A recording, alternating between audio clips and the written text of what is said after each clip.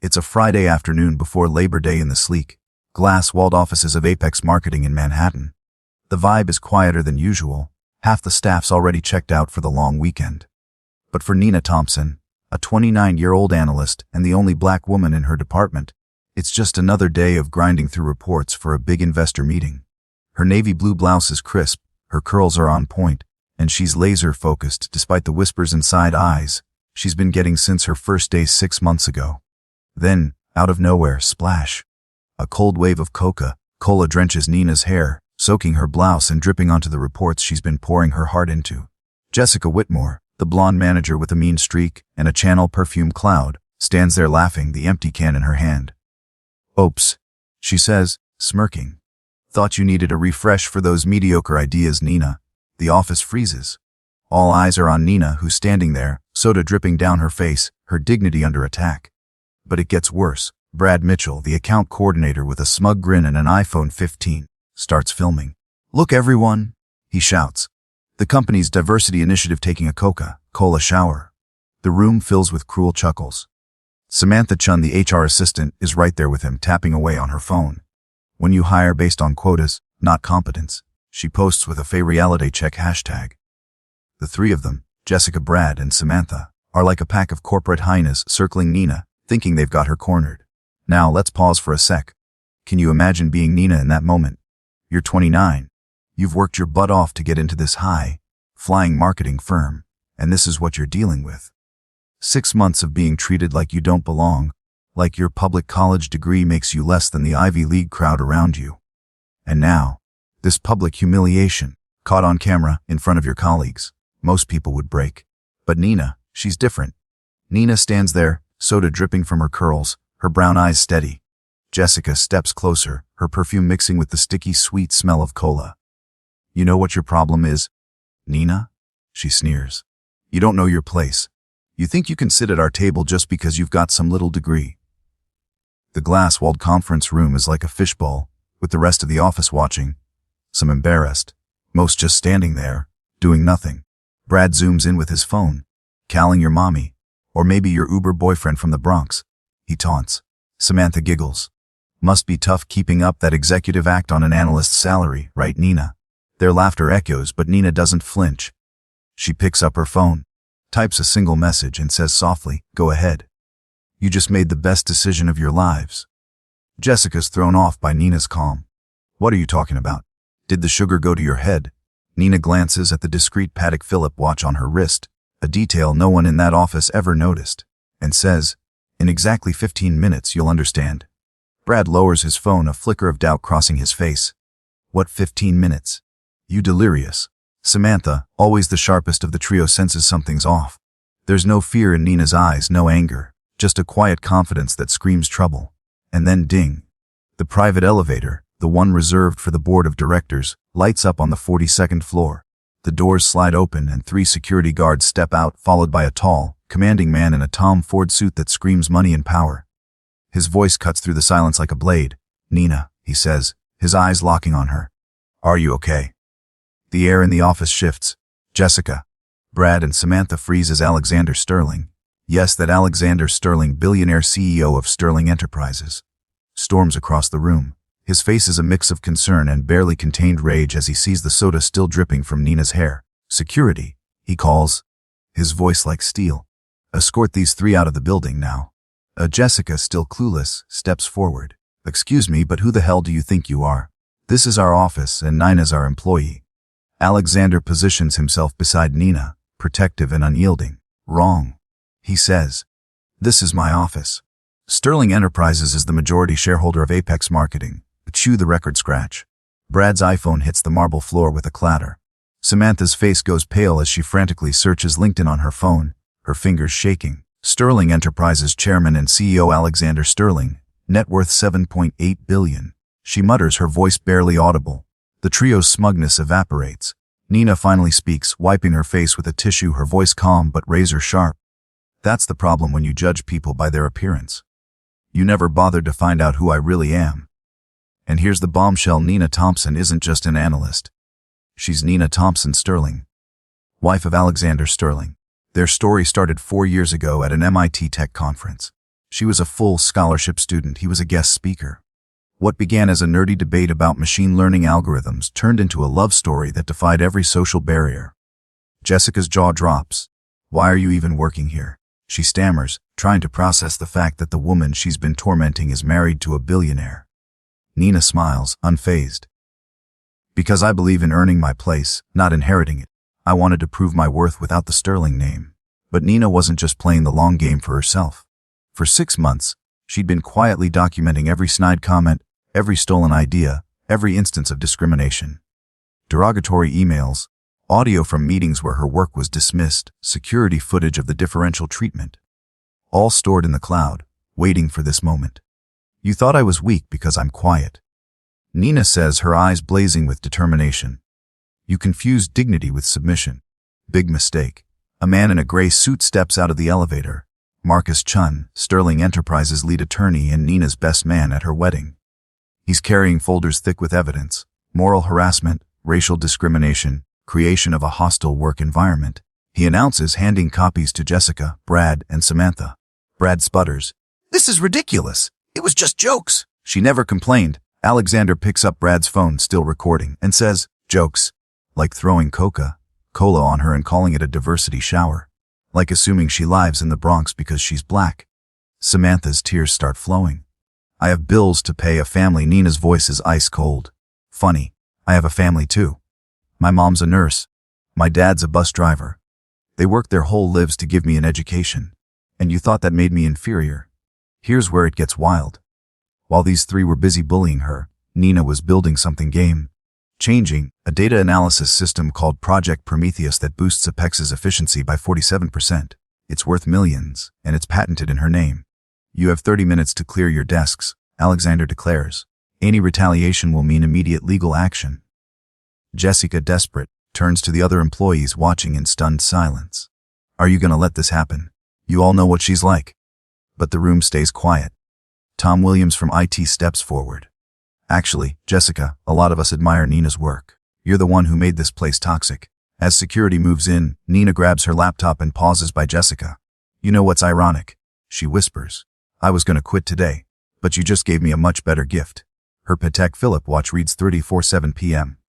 In 13 minutes, a company-wide memo will announce sweeping changes to Apex's diversity and inclusion policies. Nina touches Alexander's arm. "Alex, I want to use this for something bigger than revenge." He nods, instantly on the same page. "The scholarship fund you wanted to create." "Exactly," she says. "For scholarships for young black people in tech, funded by the shares these three owned in the company." We left off with Nina standing tall in Apex's Manhattan office, soda still drying on her blouse, as her billionaire husband, Alexander Sterling, ordered security to escort out Jessica Whitmore, Brad Mitchell, and Samantha Chun, the trio who thought they could bully her and get away with it. The room was stunned, jaws on the floor, as Nina revealed she's not just an analyst, but the wife of Sterling Enterprises CEO, and a genius who's been quietly documenting their discrimination for months. Now, let's see what happens when the truth hits the fan. The private elevator dings again, and Marcus Chun, Sterling Enterprises lead attorney and Nina's best man, steps forward with a projector. The main auditorium screen lights up with a presentation titled "Evidence of Hostile Environment, Thompson vs. Apex Marketing."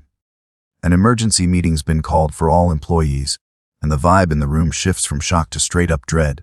Jessica, still clutching her channel bag, screams, "No, no, no! You can't do this! It's an invasion of privacy!" Alexander's cold smile could freeze lava. Invasion of privacy. Like the emails you sent to the whole department. The screen flashes with one of Jessica's messages. "The new diversity hire arrived today. Bet she won't last a month. Who's in for a pool on how long till she's back in the ghetto?" Gasps ripple through the auditorium. Brad goes pale as the next slide shows screenshots from a WhatsApp group called Elite Apex, where he posted daily pics of Nina with captions like, "Found the missing maid," and "Someone call her Uber." Samantha's jaw drops when her own Instagram post pops up. A sneaky video of Nina eating lunch alone, captioned, "When the quota has no friends, fed reality." Nina steps to the center of the auditorium, her voice steady but fierce. "For 6 months, you built a digital archive of your own discrimination. Every screenshot, every audio clip, every video. HR has copies of it all." The room so quiet you could hear a pin drop. Then The next slide hits like a bombshell. Project Prometheus, new predictive marketing analysis system developed by Nina Thompson Sterling. Estimated value $47 million. Status patented. Nina's eyes lock on her tormentors. While you were wasting time humiliating me, I built an algorithm that's going to revolutionize marketing data analysis. Sterling Enterprises just bought the exclusive rights.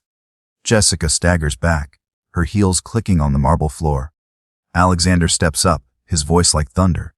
Every penny of profit from this project over the next 20 years will fund the Nina Thompson Fund for Black Youth Technology Scholarships, starting with the forced sale of the shares you three own in Apex. Brad tries one last desperate move. This is extortion. We'll sue. Marcus adjusts his glasses, unfazed. Extortion's blackmail. We're just presenting evidence of hate crimes, moral harassment, and racial discrimination. Crimes that, by the way, carry up to 5 years in prison in New York. The screen flashes again, showing Apex's organizational chart. 3 boxes blink red. Jessica Whitmore, Brad Mitchell, Samantha Chun, all marked immediate termination, just cause. Jessica's voice cracks, tears streaming down her face. You can't fire us for just cause! We'll fight this. Nina's calm is almost eerie. I suggest you watch the video Brad recorded today. You know, the one where you threw Coca-Cola on me while yelling about diversity showers. The video plays, Brad's voice booming through the auditorium. Bet she lives in the Bronx and took the subway here today. Employees shift uncomfortably, some lowering their heads, ashamed they didn't step in. Alexander's voice cuts through. Sterling Enterprises is rolling out a new compliance program across all subsidiaries. Any company wanting to keep contracts with us will face rigorous diversity and inclusion audits. Samantha's sobbing now, her mascara running. My career, my reputation, it's all ruined. Nina stares her down. You spent 6 months trying to ruin mine. Now you're just facing the consequences of your own actions. The final slide appears. Nina Thompson Fund initial commitment, $50 million. Goal 1,000 full scholarships in technology for young Black women over the next 5 years. Brad nearly chokes. $50 million. Where? Nina's voice is steady. From the discrimination fines you'll pay, the bonuses we're reversing, and my personal donation. Oh, and every company you apply to will get a full dossier on this case. Good luck explaining why you were fired for documented racism. Jessica collapses to her knees, finally grasping the wreckage. Please, I have bills, a mortgage. Nina's response is devastatingly calm. Funny. I had bills too when you sabotaged my projects, stole my ideas, and made me question if I belonged here. The difference? I turned my pain into something constructive. You turned your privilege into cruelty. Security escorts the three out, their footsteps echoing in the silent auditorium. The screen flashes one last message. True diversity isn't about quotas. It's about recognizing that talent has no color, class, or zip code. The room erupts in applause. Nina stands center stage, her navy blouse still stained but her dignity shining brighter than ever. This isn't just a win, it's the start of something massive. Fast forward a few weeks and Apex is reeling. Clients are pulling contracts left and right, spooked by the scandal. But Nina's not done. She's been working on something even bigger, a side project she kept under wraps. 3 days before the Coca-Cola incident, she finalized an AI algorithm that detects patterns of discrimination in corporate hiring and promotion. The Coca-Cola shower. It gave her the final data point to validate the system. This algorithm, called explicit, is a game changer. It scans emails, performance reviews, even meeting transcripts to flag biases, subtle or overt. Nina's already pitched it to Sterling Enterprises, and they're rolling it out across their network. Word spreads fast, and soon, major players like Microsoft and Google are knocking. By the end of the quarter, explicit's been adopted by first 200 companies worldwide, raking in $180 million in revenue, all going straight to the Nina Thompson Fund. Meanwhile, Jessica, Brad, and Samantha are feeling the heat. Jessica tries to spin herself as the victim on a shady podcast, whining, I lost everything over a silly joke. The internet's not having it. Comments flood in, not a joke. You reaped years of racism. Brad's applied to 23 jobs and been rejected every time. Turns out that dossier Nina mentioned is no joke. He's now delivering food for an app. The same gig he mocked Nina for supposedly having. Samantha, she's gone off the grid, moved to some small town, and deleted all her socials. Rumor has it she's writing apology letters, but no one's responding. Back at Apex, the office is a ghost town. The company's hemorrhaging money, and whispers of bankruptcy are getting louder. But Nina's vision is taking shape. She's turning the Apex building into the Nina Thompson Institute for Technological Equity, a hub where young black innovators are already developing AI tools to fight systemic racism. Tom Williams, the IT guy who backed Nina that day, is now CTO of Sterling Enterprises' Tech Diversity Division. He told the New York Times, "Watching Nina turn humiliation into a revolution showed me silence as complicity. Nina's not just changing Apex. She's rewriting the rules for corporate America." Her scholarship funds already supported 347 young black women in tech, with recipients heading to MIT, Stanford, and Harvard. And the explicit app, it's forcing companies to face their biases head on or risk losing major contracts. This isn't revenge, it's justice, and it's building ladders for others to climb. It's been 6 months since that infamous Friday when Jessica Whitmore, Brad Mitchell, and Samantha Chun thought they could humiliate Nina with a Coca-Cola shower at Apex Marketing's Manhattan office. Instead, they got served a masterclass in consequences. Nina, the only black analyst in a toxic office, revealed she's married to billionaire Alexander Sterling, dropped a patented $47 million algorithm called Project Prometheus, and exposed her tormentors' discrimination with a digital archive of their own making. Oh, and she started the Nina Thompson Fund, kicking off with the $50 million to fund tech scholarships for young black women. Now, let's see how this story wraps up and why it's become a movement. Fast forward to a packed Metropolitan Opera House in Manhattan. The crowd's buzzing. Fortune 500 CEOs, civil rights activists, and the first recipients of Nina's scholarship fund, brilliant young black women heading to MIT, Stanford, and Harvard. They're all here for the premiere of Code Nina, How Corporate Racism Created a Revolution, a documentary that's about to shake the world. Nina steps onto the stage in a sleek black Armani suit, not to flex, but because she's earned the right to show up as her full self, no judgment. The crowd erupts in applause. "When they threw Coca-Cola at me," Nina begins, her voice steady and commanding. "They didn't know they were watering the seed of a change that's now lifted up 347 young black people with full tech scholarships." The audience is on its feet, cameras catching emotional faces in the crowd.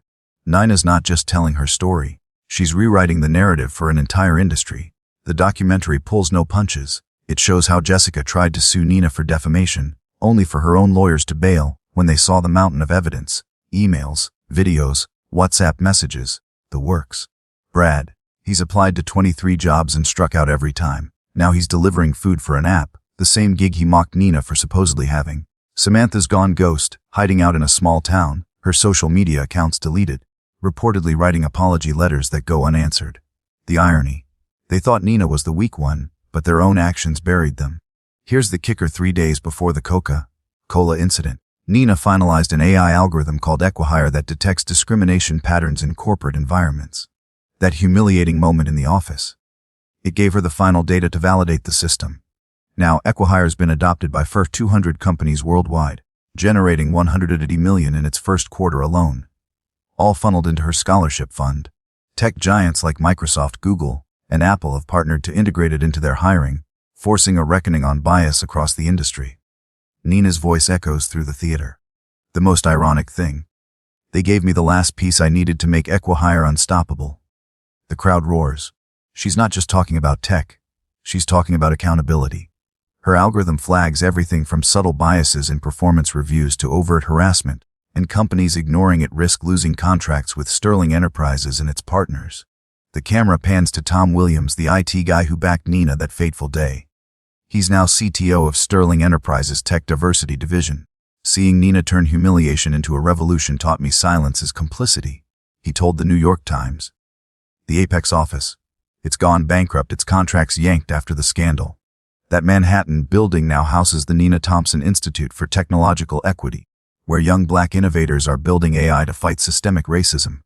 Then comes the emotional high point. Nina's dad, Marcus Thompson, a retired bus driver who worked 40 years to put her through school, joins her on stage. He's holding a Nobel Peace Prize trophy, Nina's, the first awarded to a black person for innovation in social justice tech. His voice cracks as he speaks. "My daughter was always brilliant. They only saw her color. Now the world sees her brilliance." The audience is in tears. The documentary doesn't hold back on the fallout. Jessica made one last pathetic attempt to play the victim on an obscure podcast, whining, "I lost everything over a silly joke." The internet clapped back hard. "Not a joke. You reaped years of racism." The video went viral for all the wrong reasons, cementing her as a case study in privilege gone wrong. Universities now use Jessica, Brad, and Samantha as examples in courses on corporate ethics and the consequences of prejudice. Nina's speech hits its peak. They asked if this was revenge. I say it's justice. Revenge destroys. Justice builds. I turned every drop of that Coca-Cola into fuel to change a system. The greatest revolution isn't tearing down those who oppress us. It's building ladders so others don't face what we did. The crowd's on its feet again, cheering like it's a rock concert. As she steps off the stage, her phone buzzes. It's a message from a 16-year-old girl in the Bronx. Miss Sterling, I just got accepted into your scholarship program. I'm the first in my family to go to college. Thank you for not giving up. Nina smiles, remembering her words to Jessica, Brad, and Samantha that day. You just made the best decision of your lives. And they did, just not the way they thought. A year later, the Nina effect is an academic term for how exposure to institutional racism can spark systemic change. Her scholarship fund has grown to support 1,000 young black women in tech, with Equihire now in 500 companies and counting. Apex marketing is a distant memory, but the Nina Thompson Institute is thriving, training the next generation to rewrite the rules of tech with equity at the core. Nina's final words in the documentary hit hard. In that office, 3 people chose hatred and lost everything. I chose justice and changed the world. Racism doesn't just destroy its victims, it destroys those who practice it. The screen fades to black with one last message. Talent has no color, class, or zip code. Build ladders, not walls. So, what's the takeaway? Nina didn't just win, she built a legacy. Her story's a reminder that the greatest response to injustice isn't sinking to the level of those who hurt you. It's rising above and creating a world where no one else has to endure it. Have you ever seen someone turn adversity into change? Drop your stories in the comments.